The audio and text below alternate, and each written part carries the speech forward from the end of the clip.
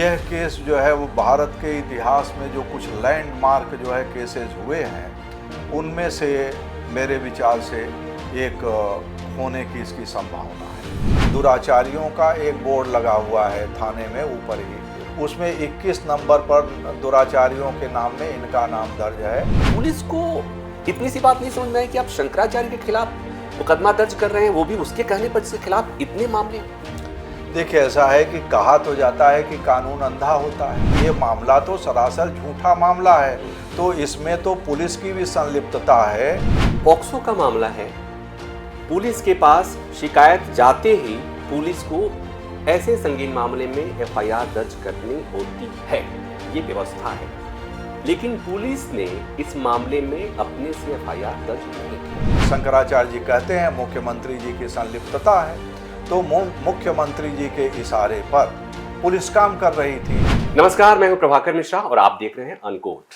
आज हम उस केस पर बात करेंगे जिस केस ने देश की सियासत पर भी असर डाला, समाज पर भी असर डाला, हिंदू साधु संतों पर सवाल खड़े किए, व्यवस्था पर सवाल खड़े किए।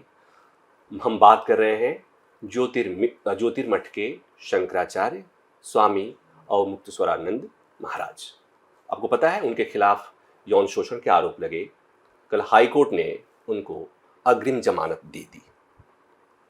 शंकराचार्य के वकील डॉक्टर पीएन मिश्रा हमारे साथ हैं, उनसे समझेंगे कि जब हाईकोर्ट ने जमानत दी, शर्तें क्या थी, हाईकोर्ट ने अपने फैसले में क्या कहा और सुनवाई के दौरान सरकार की तरफ से क्या दलीलें दी गई थी, शंकराचार्य जी की तरफ से क्या क्या बातें कही गई थी और इस केस का प्रभाव क्या होने वाला है और इस केस के पीछे की कहानी क्या है। सर, जैसे मैंने बताया, अग्रिम जमानत मिल गई, गिरफ्तारी फिलहाल नहीं होगी। कल के फैसले में कुछ बातें लिखी गई जो मैंने एक लाइन जो देखा है कि राज्य सरकार की तरफ से पेश हो रहे हैं डबल एजी ने यह कहा था कि दरअसल शंकराचार्य स्टेट मशीनरी के खिलाफ लगातार बोलते रहे हैं, इसलिए जो इसमें पीड़ित हैं उनको खतरा हो सकता है अगर शंकराचार्य को जमानत दी जाती है तो। आपको और क्या क्या बातें हैं जो आप बताएंगे?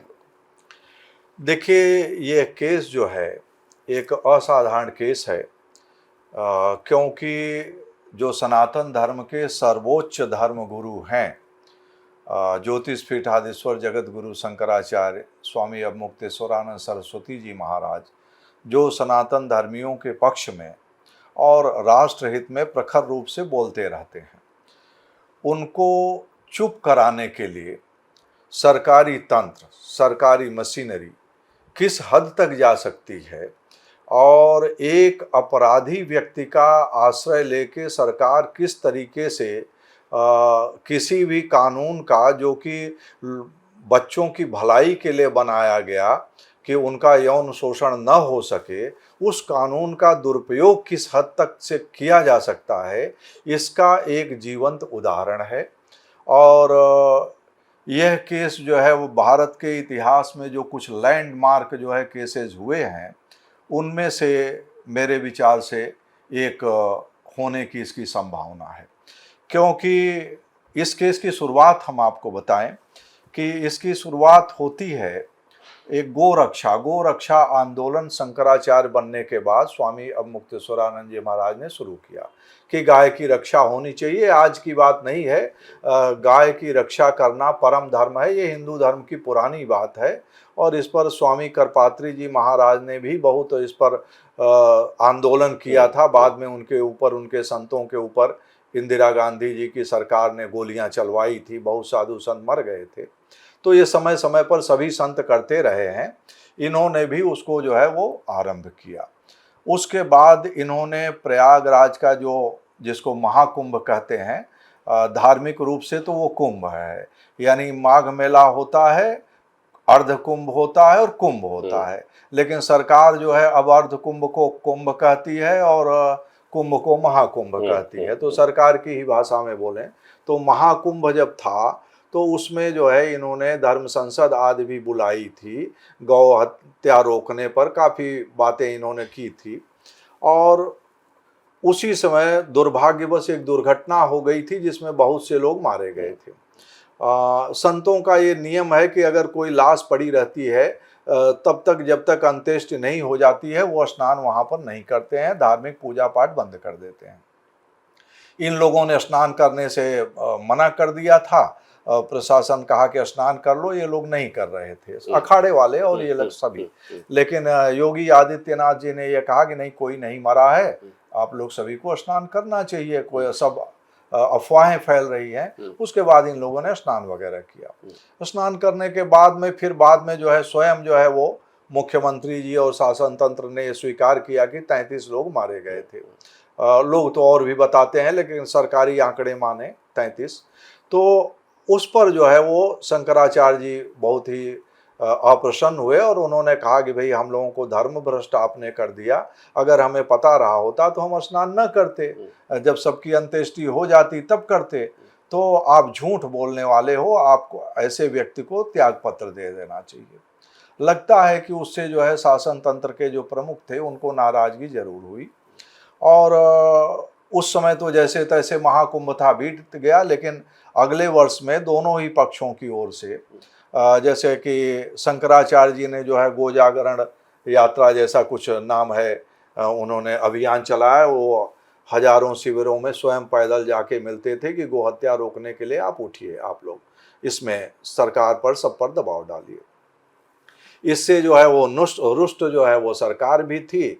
और एक जो ये आशुतोष ब्रह्मचारी नाम का जो अपराधी है, इनके ऊपर इन्होंने स्वयं, हम अपने से क्यों कहेंगे, कांधला पुलिस थाना है, वहाँ पर जाइए तो दुराचारियों का एक बोर्ड लगा हुआ है थाने में ऊपर ही, उसमें 21 नंबर पर दुराचारियों के नाम में इनका नाम दर्ज है, आशुतोष पांडे।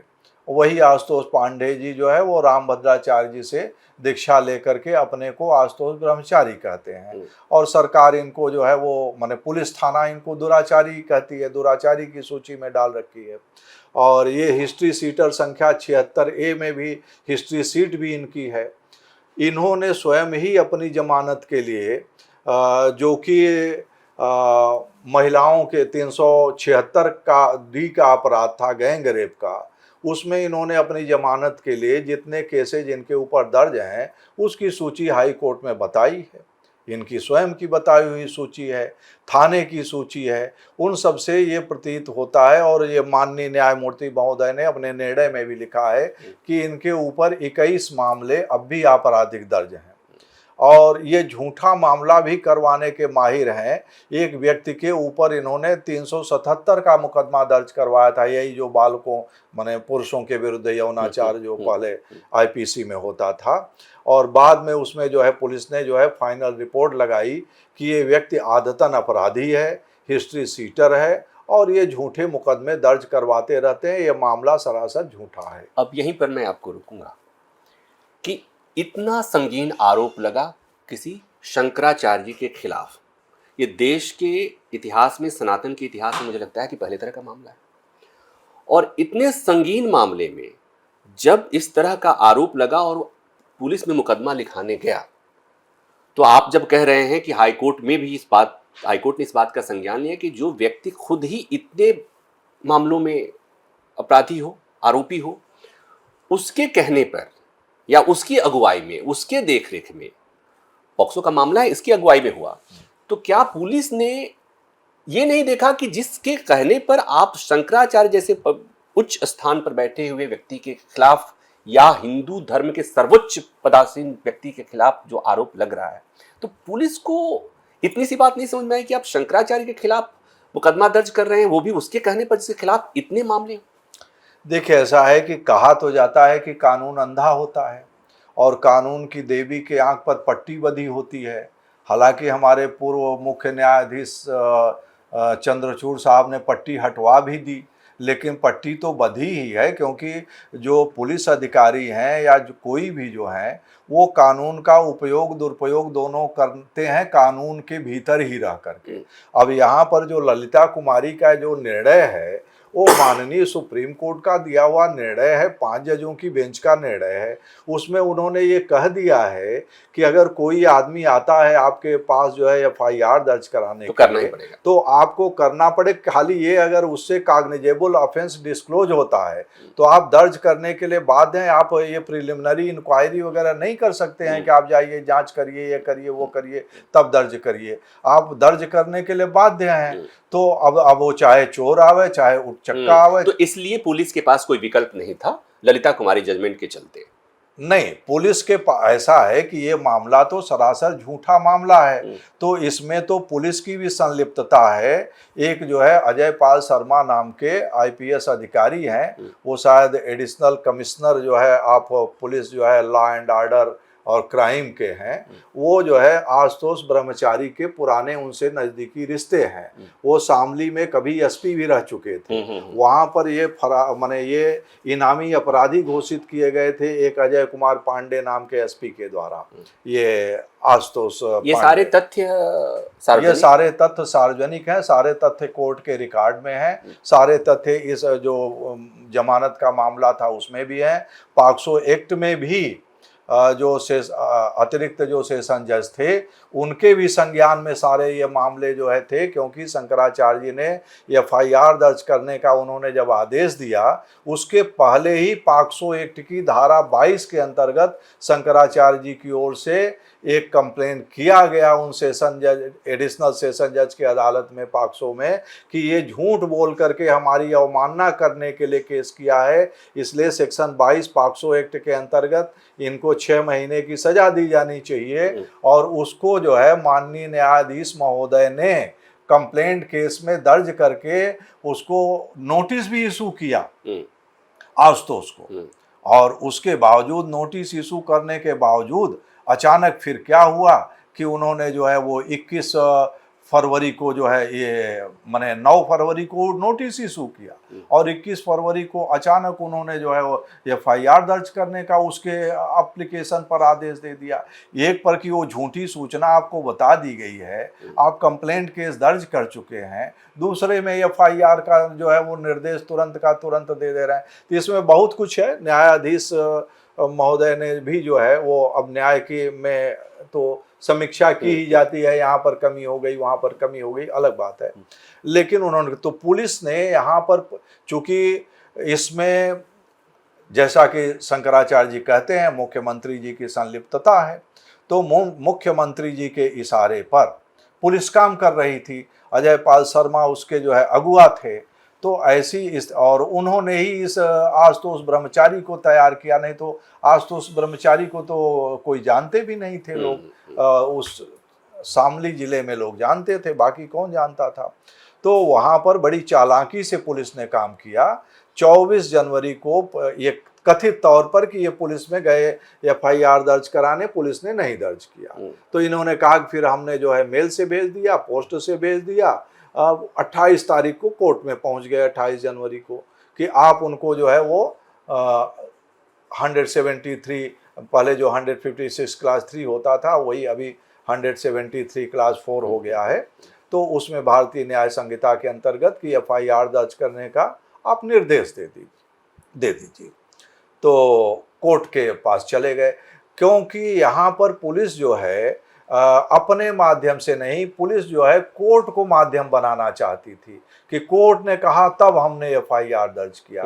इसलिए जबकि पॉक्सो एक्ट में ये प्राविधान है, आधा आप कानून मानेंगे आधा नहीं मानेंगे, ऐसा नहीं हो सकता।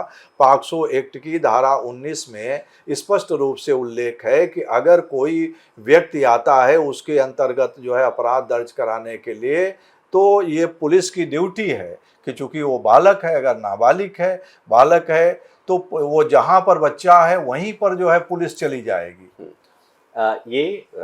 आपके लिए थोड़ा सा यहाँ पर मुझे लगता है कि रुके। पॉक्सो का मामला है, पुलिस के पास शिकायत जाते ही पुलिस को ऐसे संगीन मामले में एफआईआर दर्ज करनी होती है, ये व्यवस्था है। लेकिन पुलिस ने इस मामले में अपने से एफआईआर दर्ज नहीं किया।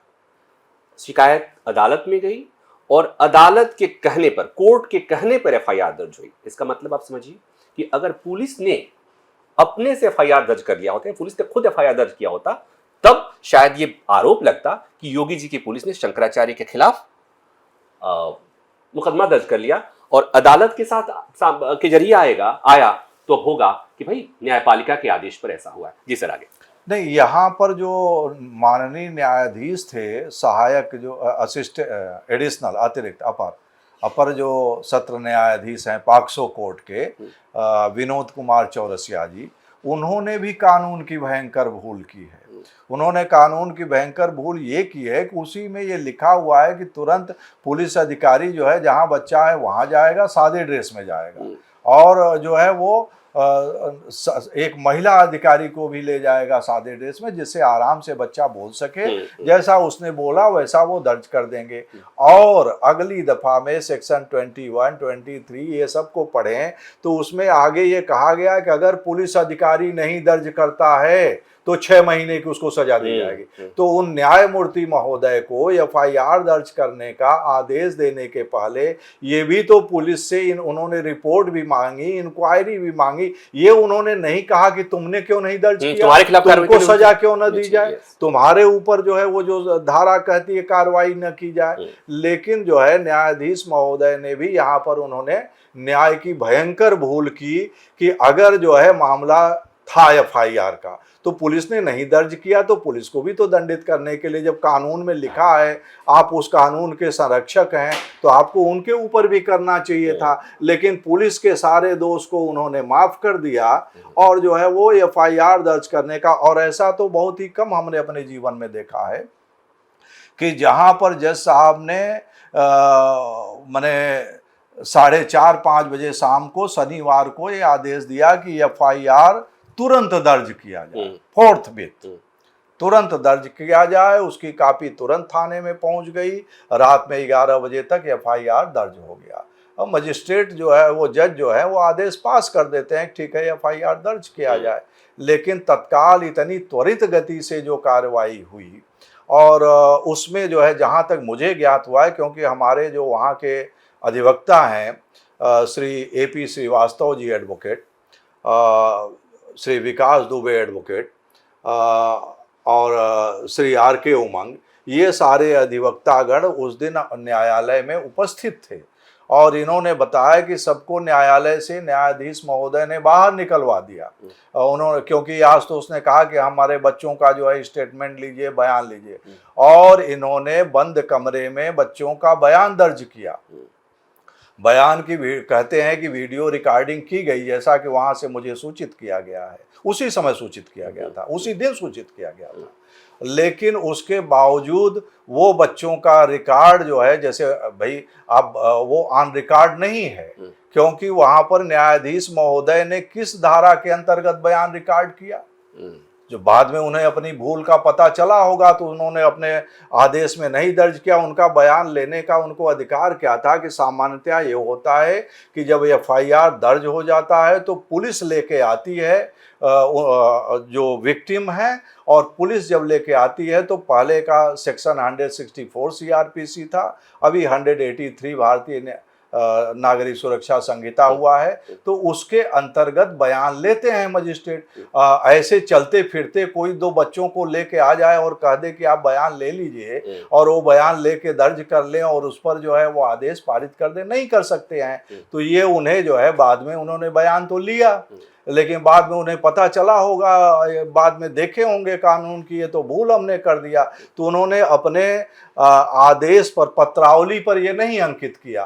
तो ये भी तो उचित नहीं है ना कि जिस तरीके से इसमें कार्रवाई की गई कि उन्होंने उनका बयान लिया, उसको अंकित भी नहीं किया, और उससे प्रभावित होकर के उन्होंने माननीय न्यायाधीश महोदय थे, उन्होंने पुलिस को डायरेक्शन दिया था, एडिशनल कमिश्नर ऑफ पुलिस को डायरेक्शन दिया था क्राइम को कि आप जाओ, एडिशनल असिस्टेंट, कि आप जाओ जांच करके बताओ, जितना डिजिटल साक्ष्य है वो ले आओ, दोनों पक्षों का, और इंडिपेंडेंट विटनेस का भी ले आओ। तो अब इंडिपेंडेंट विटनेस का भी और सबका साक्ष्य ये ले आओ वो ले आओ, 9 बिंदुओं पर उन्होंने विस्तृत रिपोर्ट मंगाई थी। तो जब 9 बिंदुओं पर विस्तृत रिपोर्ट उनके पास आ चुकी थी, तो अचानक जो है आशुतोष ब्रह्मचारी जो है बच्चों को लेके गए अदालत में, और अदालत ने बच्चों उनके कहने पर बच्चों का बयान जो है बंद कमरे में लिया। और दूसरी चीज़ यह है कि माननीय पॉक्सो कोर्ट के न्यायाधीश जी ने कानून की भयंकर भूल ये की है कि कानून में ये कहीं नहीं लिखा है कि कोई इन्फॉर्मेंट जो होगा आशुतोष का दर्जा एक सूचनादाता का हो सकता है। कोई गया वो उनको बताया कि हमारे साथ ऐसी घटना हुई है, वो जाकर के थाने में उनको पहुंचा दिए, सूचना हो गई, उनकी भूमिका खत्म। लेकिन उसके बाद तो ड्यूटी ये पुलिस की बनती है या न्यायमूर्ति महोदय की बनती है, जुवेनाइल जस्टिस का जो एक्ट है उसके अंतर्गत या पॉक्सो एक्ट के अंतर्गत जो ये चाइल्ड वेलफेयर कमेटी होती है या जो है वो चाइल्ड प्रोटेक्शन यूनिट पुलिस की होती है, उसकी अभिरक्षा में बच्चों को दिया जाता है। फिर वो खोज करके बच्चों के गार्जियन को ढूंढते हैं, उनको सौंपते हैं, या जिसका नहीं मिल पाता है तो वो चाइल्ड वेलफेयर कमेटी जो है वो रखती है, कहीं होम में रखती है। लेकिन एक अपराधी को, जो दुर्दांत अपराधी है जिसके ऊपर 21 मुकदमे गैंग रेप के, एक्सटॉर्शन के, चीटिंग, धोखाधड़ी के, ये सब मामले दर्ज हैं, उस व्यक्ति की अभिरक्षा में कथित पीड़ितों को न्यायाधीश महोदय ने भी 25 फरवरी तक रहने दिया। उसके ही कस्टडी में बच्चे रहे, जब जहां जहां जो जो बयान चाहे पुलिस में हुआ हो या इनके यहाँ हुआ हो, और इतनी उसको खुली छूट रही कि वो आज तक जो है वो मीडिया पर लेके चला गया। आज तक मीडिया ने उनका इंटरव्यू पूरा 2 दिन तक ब्रॉडकास्ट इसलिए किया कि 26 तारीख को किया, 27 को माने बेल की सुनवाई होनी थी, कि जिससे कि न्याय प्रक्रिया को प्रभावित कर सकें। तो ये जो मीडिया का जो है वो मीडिया, शासन तंत्र, पुलिस और अपराधी, ये जो चार का गठजोड़ था वो इस तरीके से था कि कानून का गला ये घोंट ही देंगे। लेकिन हम ये बधाई के पात्र हैं जो सोशल मीडिया के लोग हैं, जो जागरूक है, उन्होंने इस बात को सिरे से खारिज कर दिया और 80-90% जो है वो सत्य के आग्रही होकर के लड़ने लगे, जिससे कि ये न्याय हो पाया। अब छोटा सा ये कि आगे की प्रक्रिया क्या होने वाली है और आप क्या देख पा रहे हैं? हाईकोर्ट ने गिरफ्तारी पर रोक लगा दी, आगे की प्रक्रिया क्या होने वाली है, आप क्या देख पा रहे हैं? देखिए, आगे की प्रक्रिया तो पुलिस पर निर्भर करती है, क्योंकि पुलिस को जांच करने पर तो कोई रोक लगी नहीं है, और जो जमानत की शर्त है उसमें भी ये कहा गया है कि आप जांच प्रक्रिया में सहयोग करेंगे, और शंकराचार्य जी और हम लोग सभी उनकी जांच प्रक्रिया में सहयोग करने के लिए तैयार भी हैं। लेकिन पुलिस को ये ज्ञात तो हो ही चुका है कि ये मामला झूठा है, क्योंकि इसमें इतने परस्पर विरोधाभास हैं। न्यायमूर्ति महोदय ने अपने निर्णय में लिखा है, अपने निर्णय में उन्होंने लिखा है कि एफआईआर दर्ज कराने में 6 दिन की देरी क्यों हुई, जब वो कहते हैं कि 18 जनवरी की घटना है। 18 जनवरी को बच्चे उनके पास आ गए, आशुतोष के पास, तो वो कहते, वो जो है गए 24 जनवरी को पुलिस के पास। जब वो कहते हैं कि पुलिस ने नहीं लिखा, वो 24 जनवरी थी, यानी 6 दिन के अंतराल के बाद गए। और वो कहते हैं उसका उदाहरण, जब पुलिस की जांच हुई तो इंक्वायरी ऑफिसर के सामने उन्होंने ये कहा कि चूंकि हम पूजा पाठ में व्यस्त थे, यज्ञ कर रहे थे, इसलिए देरी हो गई हमको जाने में। लेकिन वहीं पर वास्तविकता ये भी है कि उन्होंने 18 जनवरी को जब प्रशासन ने घेर रखा था शंकराचार्य जी को, दिन भर उनके साथ उन्होंने अवमाननाकारी कार्य किया, उनको परेशान किया। उस समय जो है इन्होंने झूठा एक मामला बनाया कि शंकराचार्य जी ने हमारे ऊपर जो है आक्रमण कर दिया, हमारा सिर फट गया, हम लोगों को मारा पीटा, और 18 जनवरी को ही बोले कि हम थाने में चले गए जो है वो एक रिपोर्ट लिखवाने, उन्होंने नहीं लिखी। तो 21 जनवरी को चले गए मजिस्ट्रेट की अदालत में कि हमारी रिपोर्ट लिखी, हमको शंकराचार्य जी और उनके चेले ने बहुत मारा पीटा है। 18 जनवरी के दिन, जिस समय की 9 बजे से लेकर 11 बजे रात तक 24 घंटे कैमरे की निगाह में शंकराचार्य जी थे, और उसी दिन उन बच्चों ने भी कहा कि वो हमारे साथ भी उसी समय दुराचरण कर दिए। माने कैमरे, इतने हजारों कैमरे और सैटेलाइट की रोशनी में शंकराचार्य शंकराचार्य जी उनके शिष्य ने दुराचरण भी कर दिया,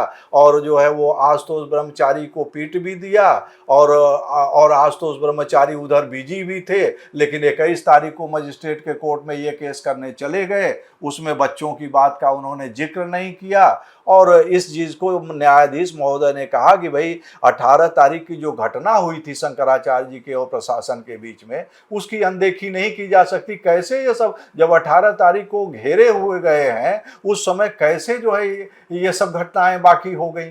तो ये जो परस्पर विरोधी झूठ की जो चीजें थी, झूठ के जो पुलिंदे थे, और उन्होंने कहा कि ये तो देरी जो है, देरी तो न्याय प्रक्रिया के लिए घातक देरी इसने किया, क्योंकि 6 दिन के बाद कौन सा मेडिकल टेस्ट होगा, किस मेडिकल टेस्ट में आएगा। ये तो तत्काल मेडिकल टेस्ट आरोपी का भी होना चाहिए था। इनको तुरंत 18 को आए, 18 को पुलिस के पास जाते, पुलिस जो है वो ले जाकर के मेडिकल करवाती।